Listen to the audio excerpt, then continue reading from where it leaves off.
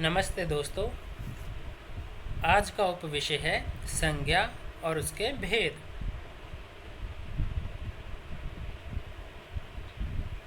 आपकी स्क्रीन पर एक तस्वीर दिखाई दे रही है। क्या आप इन्हें पहचान सकते हैं कि ये कौन है? जी हाँ, ये हैं श्री गुरु नानक देव जी। इसी के साथ ही आपकी स्क्रीन पर एक और तस्वीर दिखाई दे रही है। क्या आप इन्हें पहचान सकते हैं? ये कौन है? जी हाँ, ये है अक्षय कुमार, एक अभिनेता। अब आपकी स्क्रीन पर एक और तस्वीर दिखाई दे रही है। क्या आप पहचान सकते हैं ये क्या है? जी हाँ, ये हैं किताबें। इसी के साथ ही आपकी स्क्रीन पर एक और तस्वीर दिखाई दे रही है। क्या आप पहचान सकते हैं ये क्या है? जी हाँ, ये है कुर्सी। अब आपकी स्क्रीन पर एक मानचित्र दिखाई दे रहा है। क्या आप पहचान सकते हैं ये किस स्थान का मानचित्र है? जी हाँ, ये है पंजाब का मानचित्र। अब एक और मानचित्र आपकी स्क्रीन पर दिखाई दे रहा है। क्या आप पहचान सकते हैं ये किस स्थान का मानचित्र है? जी हाँ, ये है अमृतसर का मानचित्र। अक्षय कुमार एक व्यक्ति हैं।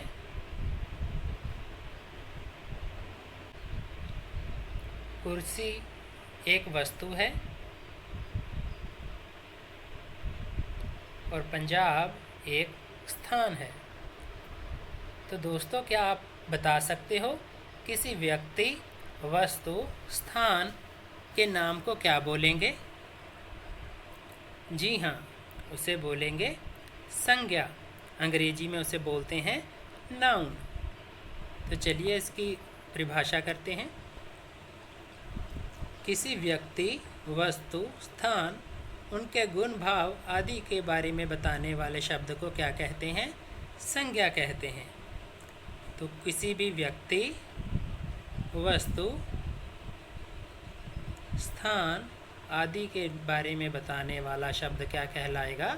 संज्ञा कहलाएगा। जैसे अक्षय कुमार, कुर्सी, पंजाब। तो अब हम इसकी कुछ उदाहरणें करते हैं। जैसे व्यक्तियों में आ जाते। व्यक्तियों में आप किसी भी व्यक्ति का नाम शामिल कर सकते हैं। जैसे भगत सिंह, कबीर, राम, दीपक, श्याम इत्यादि। इसके अतिरिक्त आप हमारे नाम, अपना नाम, तो कोई भी नाम शामिल कर सकते हैं। वस्तुओं में सेब, कुर्सी, मेज, कलम। इसके अतिरिक्त आपके इर्द गिर्द जो वस्तुएं हैं, पंखे, बेड, कुर्सी, टेबल, जो मर्जी जितनी भी वस्तुएं आपके इर्द गिर्द हैं, सभी इसमें शामिल कर सकते हैं। किसी व्यक्ति का नाम हो, चाहे वस्तु का नाम हो, चाहे स्थान का नाम हो, वो क्या कहलाएगा? संज्ञा। जैसे स्थान है भारत, दिल्ली, लुधियाना, पंजाब। इसके अतिरिक्त अमेरिका, कनाडा, चीन, जापान, भूटान, नेपाल। किसी भी स्थान का नाम हो, आपके गांव का नाम, आपके शहर का नाम, तो सभी स्थान के नाम भी क्या कहलाएंगे? संज्ञा। भाव जैसे मित्रता, शत्रुता, प्रेम, घृणा, मिठास, कड़वाहट, सुंदरता इत्यादि जितने भी भाव हैं वो भी संज्ञा कहलाएंगे।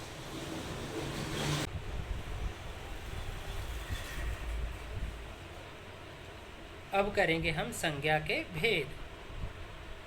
संज्ञा के 5 भेद होते हैं, जो कि इस प्रकार हैं। पहला है व्यक्तिवाचक संज्ञा, जातिवाचक संज्ञा, भाववाचक संज्ञा, समुदायवाचक संज्ञा और द्रव्यवाचक संज्ञा। व्यक्तिवाचक संज्ञा को अंग्रेजी में बोलते हैं प्रॉपर नाउन। जातिवाचक संज्ञा को अंग्रेजी में बोलते हैं कॉमन नाउन। भाववाचक संज्ञा को अंग्रेजी में बोलते हैं एब्स्ट्रैक्ट नाउन। समुदायवाचक संज्ञा को अंग्रेजी में बोलते हैं कलेक्टिव नाउन। द्रव्यवाचक संज्ञा को अंग्रेजी में बोलते हैं मटेरियल नाउन। चलिए अब हम इन भेदों का विस्तारपूर्वक वर्णन करेंगे एक एक करके। तो सबसे पहला भेद है व्यक्तिवाचक संज्ञा, जिसे अंग्रेजी में बोलते हैं प्रॉपर नाउन।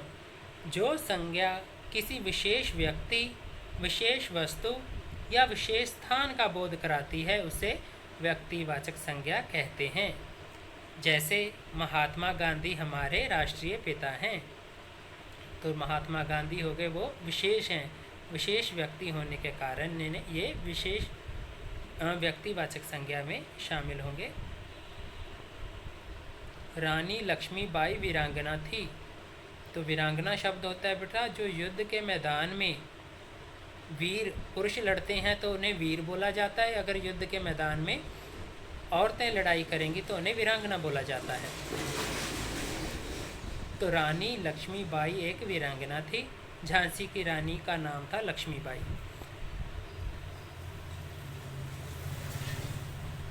रामायण पवित्र ग्रंथ है, तो हिंदू धर्म में रामायण को एक पवित्र ग्रंथ माना जाता है जिसकी पूजा की जाती है। तो जो किसी भी व्यक्ति, चाहे जो विशेष व्यक्ति होगा, विशेष वस्तु होगी, विशेष स्थान होगा, उसे हम व्यक्तिवाचक संज्ञा के भेद में रखेंगे, कैटेगरी व्यक्तिवाचक संज्ञा में आएगी। दूसरा भेद है जातिवाचक संज्ञा। जिस संज्ञा शब्द से एक ही जाति के सभी प्राणियों या वस्तुओं का पता चलता है उसे जातिवाचक संज्ञा कहते हैं। तो जैसे पशु घास चर रहे हैं, तो यहाँ पे जो पशु शब्द का प्रयोग किया गया है कि पशु घास चर रहे हैं, एक पशु के बारे में बात नहीं कही गई कि वो भैंस है, गाय है, बकरी है, हिरन है, किसी एक पशु के बारे में बात नहीं की गई। पशु शब्द का उच्चारण करते समय इस वाक्य में जो पशु शब्द है उसमें दुनिया भर के जितने पशु हैं जो शाकाहारी हैं, घास चरते हैं, उन सभी की बात हो रही है, इसलिए उनकी पूरी जाति की बात हो रही है।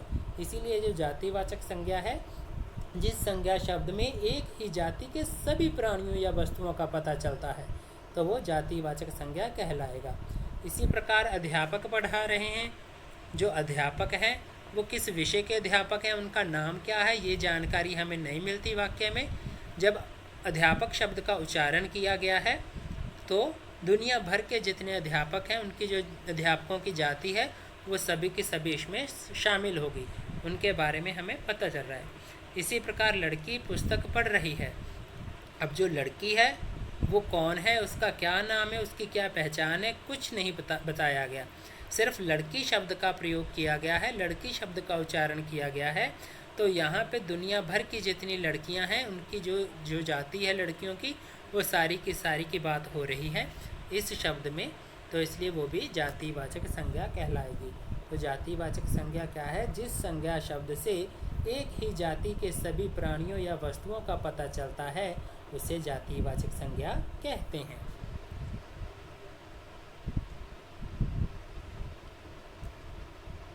अब भेद संख्या 3, भाववाचक संज्ञा, एब्स्ट्रैक्ट नाउन। जिस शब्द से गुण, दोष, धर्म, दशा, मन के भावों आदि का पता चलता हो उसे भाववाचक संज्ञा कहते हैं।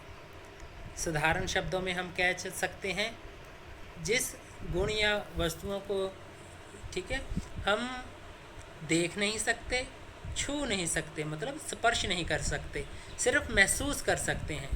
जिन वस्तुओं को देखा नहीं जा सकता, छुआ नहीं जा सकता, सिर्फ महसूस किया जा सकता है, वह भाववाचक संज्ञा कहलाएंगी। जैसे शत्रुता एक हीन गुण है। अब जो शत्रुता है, जो दुश्मनी है आपस में, उसे हम ना तो देख सकते हैं ना छू सकते हैं, सिर्फ महसूस कर सकते हैं। सिर्फ शत्रुओं को देखा जा सकता है, उनके जो अंदर शत्रुता का गुण है उन्हें नहीं देखा जा सकता, इसलिए वो भाववाचक संज्ञा कहलाएंगी। ऐसे ही लड़कपन का समय मौज मस्ती का होता है। अब जो बचपना है हमारा, उसे हम देख नहीं सकते। किसी व्यक्ति में कितना बचपना है उसे देखा नहीं जा सकता, स्पर्श भी नहीं किया जा सकता, सिर्फ महसूस किया जा सकता है, इसलिए ये भी भाववाचक संज्ञा है। इसके अतिरिक्त भक्ति में शक्ति होती है। भक्ति में शक्ति होती है का अर्थ है जो भी भगत है अपने परमात्मा, अपने आराध्य, अपने ईश्वर की भक्ति करता है, हम उस भगत को देख सकते हैं, छू भी सकते हैं, लेकिन उसमें जो भक्ति का गुण है उस भक्ति को ना तो हम देख सकते हैं, ना ही स्पर्श कर सकते हैं, छू सकते हैं, सिर्फ महसूस कर सकते हैं। और वो भक्त भी ना तो अपने उस भक्ति के गुण को देख सकता है, ना छू सकता है, सिर्फ महसूस कर सकता है। इसलिए ये भी भाववाचक संज्ञा कहलाएगा। इसके अतिरिक्त खटास, घृणा, नफरत, ठीक है, मिठास, मित्रता, ये सारे के सारे गुण भाववाचक संज्ञा में आएंगे। भेद संख्या 4, समुदायवाचक संज्ञा। जिस संज्ञा शब्द से किसी एक व्यक्ति का नहीं बल्कि किसी समूह या समुदाय का पता चलता है उसे समुदायवाचक संज्ञा कहते हैं। समुदाय किसी एक व्यक्ति को या एक किसी इंडिविजुअल चीज़ को नहीं बोल सकते। जहाँ पे काफ़ी मात्रा में लोग इकट्ठे हो जाएं तो उसे समुदाय बोला जाएगा, एक समूह बन जाएगा। ठीक है, तो जिस शब्द से हमें किसी एक समूह के बारे में पता चलता है तो वो समुदाय कहलाएगा। जैसे जनता सोच समझकर वोट देती है। अब यहाँ पे जो जनता शब्द का प्रयोग किया गया है किसी एक व्यक्ति के लिए नहीं किया गया। अगर कोई एक व्यक्ति खड़ा हो तो हम उसे जनता नहीं बोलेंगे। जनता तभी बोलेंगे जब काफ़ी मात्रा में लोग एक जगह पर एकत्रित हुए हों, इकट्ठे हुए हों, तो उन्हें हम जनता बोलेंगे। ऐसे ही पशुओं का झुंड चल रहा है। अब जो झुंड है वो किसी एक पशु का नहीं है। ज़्यादातर से ज़्यादा पशु एक जगह पर इकट्ठे हो जाएंगे तो वो समुदाय कहलाएगा। समुदायवाचक संज्ञा वही कहलाएगी जिसे एक व्यक्ति का नहीं बल्कि किसी समूह का पता चलता हो, समूह के बारे में पता चलता हो, समुदाय के बारे में, तो वही समुदायवाचक संज्ञा कहलाएगी। कक्षा, अब कक्षा में विद्यार्थी बैठे हैं। अब कोई एक बच्चा किसी कमरे में बैठा पढ़ रहा हो तो उसे हम कक्षा नहीं बोलेंगे। कक्षा तभी बनेगी जब काफ़ी सारे विद्यार्थी एक जगह पर बैठे पढ़ाई कर रहे हों और उन्हें अध्यापक पढ़ा रहा हो। कोई भी एक व्यक्ति अगर एक कमरे में बैठा पढ़ रहा है तो वो कक्षा नहीं कहलाएगी। कक्षा सभी विद्यार्थियों का समूह बनेगा तभी वो कक्षा कहलाएगी। तो समुदायवाचक संज्ञा में जिस संज्ञा शब्द से किसी एक व्यक्ति का नहीं बल्कि किसी एक समूह या समुदाय का पता चलता है वही समुदायवाचक संज्ञा कहलाती है। भेद संख्या 5, द्रव्यवाचक संज्ञा। मटीरियल नाउन, जिस संज्ञा शब्द से किसी धातु या पदार्थ का पता चलता है उसे द्रव्यवाचक संज्ञा कहते हैं। अगर साधारण शब्दों में बात की जाए तो जो वस्तु हमें गिनकर, मिणकर या तोलकर मिलती है तो वो द्रव्यवाचक कहलाती है। ठीक है, जैसे सोना एक महंगी धातु है, तो जो सोना है, सोने के गहने आपने देखे होंगे पहने हुए किसी न किसी को। ठीक है, तो जो सोना है एक महंगी धातु है जिसका मूल्य बहुत ज़्यादा है। इसी के साथ दही दूध से तैयार होता है। जो दही एक पदार्थ है वो दूध से तैयार किया जाता है। आपने खाया भी होगा, घर में जमाया भी होगा और आप उसे खरीद कर भी लाए होंगे। इसी प्रकार लोहा खानों में पाया जाता है। लोहा एक धातु है जो खानों में मिलती है। इसे हम अगर बेचते हैं या ख़रीदते हैं तो ये हमें तोल कर मिलता है। इसी प्रकार चाहे कोई भी वस्तु हो, जैसे करियाना स्टोर से आप कुछ भी सामान लेने जाएं तो आपको वो तोल कर मिलती है। अगर दूध लेना जाओ डेयरी पर तो वो हमें लीटर में मिणकर मिलता है। और जो कपड़ा लेने जाओ कपड़े की दुकान पर तो वो मीटर में माप कर देते हैं। ठीक है, तो ऐसे ही जो गिनकर, मिणकर या तोल कर हमें मिलती है वस्तु वो होती है द्रव्यवाचक संज्ञा में आएगी। तो जिस संज्ञा शब्द से किसी धातु या पदार्थ का पता चलता है उसे द्रव्यवाचक संज्ञा कहते हैं। तो ये थे हमारे आज के 5 के 5 भेद, संज्ञा और उसके भेद। आशा है कि आपको समझ आ गई होगी। धन्यवाद। अगर वीडियो अच्छी लगी हो तो लाइक करें और अपने सुझाव कमेंट बॉक्स में ज़रूर दें। Thank you.